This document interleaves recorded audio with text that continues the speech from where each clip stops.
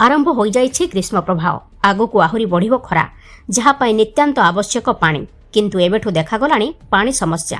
सूचना अनुसार बालेश्वर जिला सदर ब्लॉक बाहाबलपुर पंचायतर रंगामाटिया गाँ जेउठारे 1200 लोक बसवास करती किंतु वर्तमान सेठारे पीवा पानीर समस्या देखिबाकू मिलुछि। दीर्घ दिनरू पूर्व सरकार समय एक निर्दिष्ट स्थान में वसुधा पानीय जल प्रकल्प आरंभ होइतिले भी टांकी होई पारि नाही। उक्त स्थान को जीवापाई रास्ता नथिबारु पानी पाई हैरान हेबे लोक। गाँव में पाखापाखि 27 ट्यूबवेल पानी बाहरु नाही। एने ग्रामवासी स्थानीय सरपंच समिति अध्यक्ष जिला परिषद अध्यक्ष को जणाइछंती।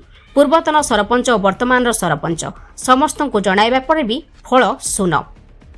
वर्तमान समय रे गणतांत्रिक पद्धति रे निजर बहुमूल्य भोट देई जदि टिके पीवा पानी पाई गाड़िया और पोखरी पानी व्यवहार करिवे ताहा केते दूर ठीक। स्थानीय रंगामाटिया सरकारी प्राथमिक विद्यालय रे मध्य समान दृश्य। 3टी ट्यूबवेल थिबा बेले गोटिएरु पानी बाहरुछि। छात्र छात्री माने जहा पानी घरु नेई आसुछंती ताकू दिन सारा पी रहुछंती।